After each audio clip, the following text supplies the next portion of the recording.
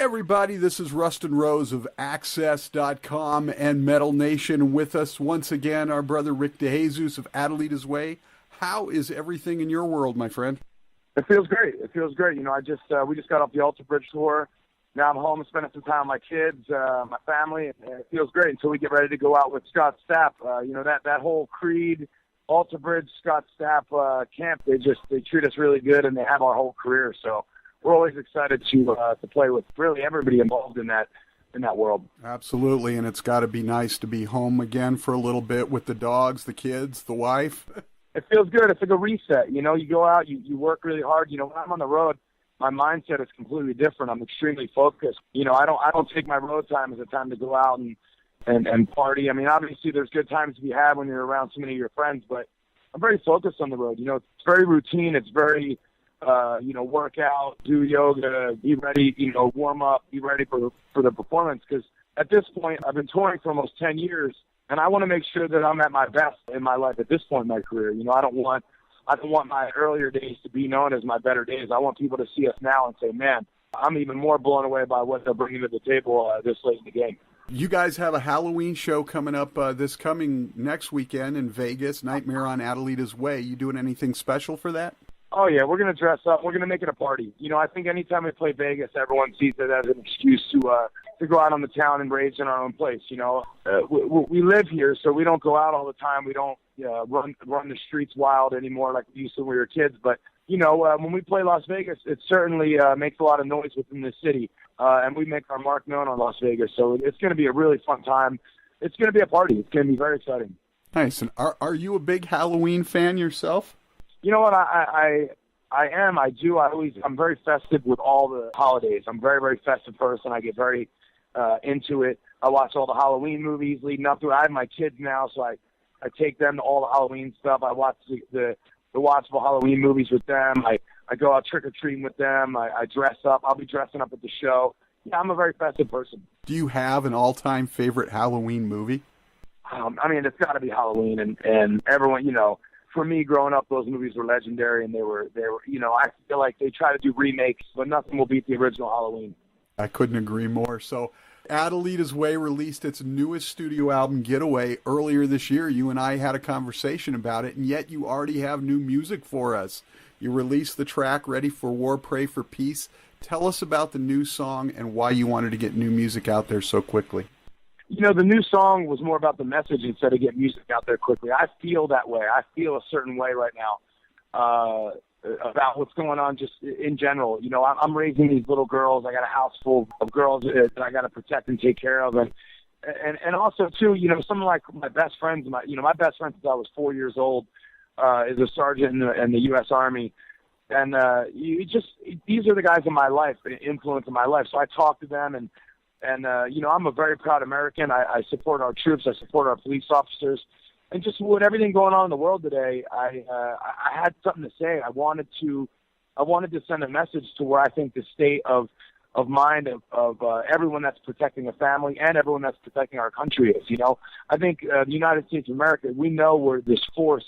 Our soldiers are out there preparing for anything, which we have to. We have so many of these countries trying to just poke and prod us. And you know, we want peace, we want love, but it just seems like no one's allowing us to have that. Look, we had one of the most peaceful presidents, Obama, in a really long time, and we're still getting threatened with nuclear weapons. And it's just a crazy scene to see. And then even on top of it, it's like the men keeping us safe every day, the police officers out here keeping our streets clean. There's like people rioting against them and protesting against them. And I understand that there are rogue officers. You know, you can go to Subway and find someone that sucks at their job, but you can't start making it a war against the boys in blue. I'm very, very supportive of our country, of our officers, and just of protecting my household. So I wanted to write this song to express not only for myself, but I want them to be able to put the headphones on and understand that someone knows their mindset as well. I got to tell you, just as somebody who used to be in the military, as somebody who is in law enforcement in my day job, I appreciate the sentiment and the support, what you're doing there. And I'm sure all the soldiers and police and parole and probation and corrections officers out there all feel the same way. You know, they make our country safe. And at the end of the day, I always tell everyone, I'll play a show for the troops any day, anytime, any place.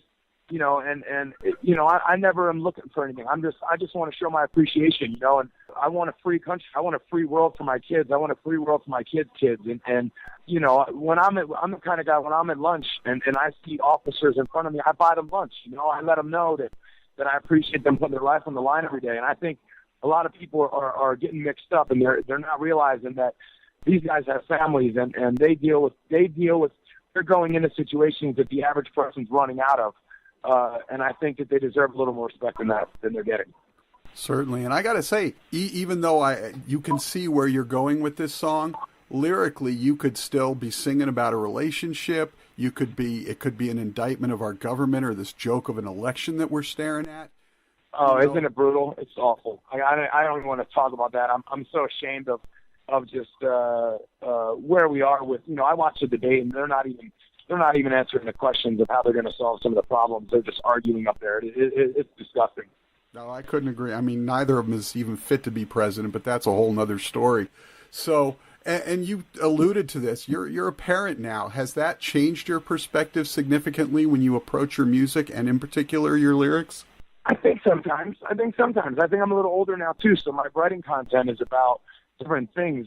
I think it also is very inspiring. I'm like a lion. I have to fight for my kids, my family. I have to make great music. I have to be the best that I can be. And also, looking at them does bring a certain beauty. I've written a couple songs that they inspired that no one's heard yet, that I just think are so beautiful and so honest. And I think it's really going to be a positive thing for me in my career. We're looking forward to what comes next after this song, and there's been some hints that you're already talking about putting at least another EP, if not a full album, out next year. Is that the case? Of course. I think we're not gonna just start plopping albums out so often that anything gets lost in the mix. I'm focused on the future, and the future is songs. People are putting songs on playlists, and if I write a song that I love, I'm gonna put it out, and that's where I'm at right now with it. And right now I'm on a roll. I feel good. I'm writing songs that I feel really good about. I'm in a place where I feel like creatively it's kind of very different from the album Stuck. I feel very, very creative. I feel very excited to make music. With that said, I don't think I'm going to oversaturate it and make people not appreciate new music from Adelitas Way. I think I'm just going to release music as I'm feeling it. If there comes a point where I'm not feeling, I'm not going to force songs. But right now I'm writing great material. And I also feel like there's a little bit of a chip on my shoulder because people don't understand, as an artist, sometimes you want to step outside of the box and try different things.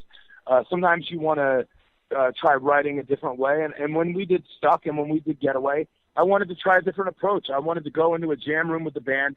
Yeah, the album's a little jammy. Yeah, we're a live band, so I wanted to incorporate some of that feel into a record. This record that I'm going to make, the next record we're going to put out, I'm really going to focus on making sure that the songs are great, that what built us and what got us here is we're a songs band. We're a band that has had songs that people have connected to and fallen in love with. And on this record, I'm going back to that mentality of kind of what I had in the first two albums. I'm going to make songs. I'm going to get deep lyrically. I'm going to make sure the melodies are there, the hooks are there. I'm going to make sure the production sounds great. And I'm going to lean a little away from making a record that sounds live and raw and sounds like a band jamming in a jam room like we did with Getaway. But what's frustrating is, I'm going on my fifth record. I should be able to try whatever I want without penalty, without criticism, without people looking to jump down my throat for wanting to go and include the guys I've been playing with for 10 years in a different vibe and a different energy, So, we put Getaway out, and there was a lot of critical acclaim for it, but there was also a lot of people who said, oh, well, this doesn't sound like their first album. This doesn't sound like Homeschool by the Train. It's like, well, that's the whole point. I wanted to try something different. Now I'm going to go back to my roots a bit, and I'm going to focus on making sure that I give people one of my best efforts song-wise that I've had in my career. Well, and you're always going to get that. There's always going to be certain naysayers that argue for whatever it is that they want. They're never going to be entirely happy. But one of the things... Totally. With the way the music system, we know the music industry has just completely gone to crap. But if there is a bonus, and especially in a case like yours where you are now, you've taken the reins with this last album, with everything you're doing now, you're totally in charge of it. And you can release a song here and a song there if you want, because not only do you get a chance to put out whatever you want and keep some stuff fresh out there for people, it's what they're looking for now. If everybody's got musical ADHD, it's like they can't even listen to a full album anymore. The music business right now is very discouraging for artists. I'm out here creating music for myself, for our fans, for the guys that I've been playing with. You know, we are professional musicians. We build a touring fan base. We can headline. We fill rooms. I'm focused on the people that do want to hear new songs from us, that do want, you know, at this point, I'm not trying to be the biggest band in the world anymore. You know what? My ambitions for my first album were to be the biggest band in the world. I wanted to fill arenas. At this point, your motivation's different. You know, my motivation, the music business has taken such a turn for the worse, I believe. You know, I do like that everyone has a central hub to listen to Spotify. Everyone's going and listening. I do like that. I just don't like the deals that they cut for the artists. Once again, you know, I'm not going to complain because it is what it is, but the artists were completely undermined, left out in the cold, and now you're dealing with an era of artists that are going to come up behind us that are not going to make a living. The artists that are in the middle class, like Alter Bridge, Adelitas Way, Nonpoint, Trapped. You know, there are artists who are out here with Pop Evil. We're killing ourselves. We're working hard. We're putting on great shows for fans. And the love you feel is a little underwhelming in a sense because it's just very difficult to reach people in today's business. You know, there's rock radio doesn't even want to play rock music. They want to play alternative pop. It's very frustrating. You know, all these other bands, everyone's like, why do you wonder why pop's so big and alternative's so big? It's, well, their formats are supporting them. You know, when an alternative band has a hit song or puts out a new song, you get 50 alternative stations that are going to play the alternative music. In active rock, they're sticking to the Avenged Sevenfold and Disturbed. They're going the safe route. But when it comes time to play a new band or to play a band that even has had success before, everyone's like almost fighting against it. They like want to battle it. They want to say, I'm not going to play that. You know, you look at the active rock format, it's so divided at this point. You have 30 stations who are like, oh yeah, I'll play new rock. And then you have 15 stations who are saying, oh, we're not playing anything that sounds like Theory of a Dead Man or Adelitas Way. Or it's so divided. The reason that rock bands aren't exploding is because we're not even getting support from our own format. It's pretty nuts. No other format does that. Top 40 plays top 40 songs nonstop. They will not put a rock song in there. They will not put a country song in there. They play top 40 music. Every other format sticks to their game plan. They play the hell out of these records. Rock just won't do it. Rock will not do it. Look, bands barely go top 10 these days. It's crazy. It is. Well, and it's not even just bands like Adelitas Way and whatnot. You look at the bands that we grew up on, even going back to the monster arena bands like a Styx or a Foreigner. If they put out a new album right now of new material, no matter how good the songs are, radio doesn't want to play it. They just want to play the old classic hits. You know? Oh, it's disgusting. And even bands like Godsmack. I saw Godsmack didn't break top 10 or top 5, and I'm like, come on, man. Now you're trying to kill one of the last bands that can fill an arena. It's almost like our own format is trying to kill itself, and it's fighting against itself. It's very frustrating. I'm not going to whine about it because I'm just dealing with the cards that are dealt to us all. At the end of the day, we're going to power through it. And you want to go out there. I feel like I'll go out there and I'll be putting on performances as long as people will come out and see us. But creating new music, you know, I'm going to do it as long as I feel good. But if it comes to a point where you feel like you're getting no support from any outlets, from radio, from, you know, the Spotify playlist, I already feel them getting vice gripped by the major labels again. You know, it's like now we're just having a new form of another record label. Our record label now is Apple Music and Spotify, and all the record label executives moved there. Now you got Jimmy Iovine running Apple Music, and it's like, oh, come on, man. You know, so we will always be under the crushing palm of people that don't want us to be able to survive and make our own decisions, because when the artists have too much power, that's when the business gets really cloudy and really crappy for the executives. So once again, we're getting crushed without even knowing we're getting crushed. You know, I mean, look at the royalty rate on Spotify. It's pathetic. Yeah, and you guys get paid nothing out of that, and it's just horrifying what's happening with the music scene. And as always, all it's doing is making bands think, what else can I do? All it's doing is making bands think to themselves, what am I going to do next? You know, even if you're a superstar act, even if you're an act that has sold millions of records, in the back of your mind with the rates, with what people are getting paid, the minute you start moving from arenas to clubs to bars, you have to start thinking, okay, well, you know, what's life after this, you know? Yeah, I even saw the other day Bon Jovi has a pledge campaign. When Bon Jovi has to do a crowdfunding campaign, something's wrong. Yeah, So that's the business. It's well, a bummer. I know you want to spend some time with your family. You got some downtime, so a couple of quick ones before we get out of here. You mentioned it. You got some upcoming dates with Scott Stapp in December, and then hopefully you're home for the holidays. What does the beginning of next year look like for Adelitas Way?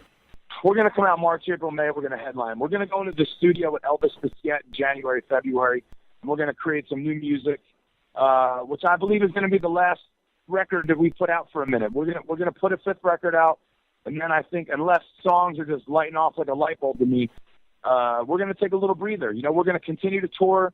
We're going to go out and support this record. We're going to headline. We're going to support some of our friends, and you know, I don't think the touring is ever going to slow down. I'd like to tour until I'm 50, you know, and I love playing live. I love playing music. But as far as creating new music, I have to see the landscape. You know, if I'm putting out records and no one's buying them and the streams are, you know what it is. What do you do? How do you pay for it? Now, you've written songs for other people or with other people as well, haven't you, outside of Adelitas Way? Yeah, I've gotten bands a couple record deals, man. It's very cool. I do love songwriting, but even songwriters, I see a dim future for them. Yeah, it's most definitely difficult. All right, so last question before we get out of here, just for fun. You're always so busy with all the various aspects of pushing Adelitas Way forward. You have a family to devote time to. Do you have any sort of guilty pleasure that you spend time on that's just for you? I don't know, fantasy football, Netflix, fantasy football. I'm a sports nut, dude. I'm a fantasy football nut. I'm an MMA nut. I love sports.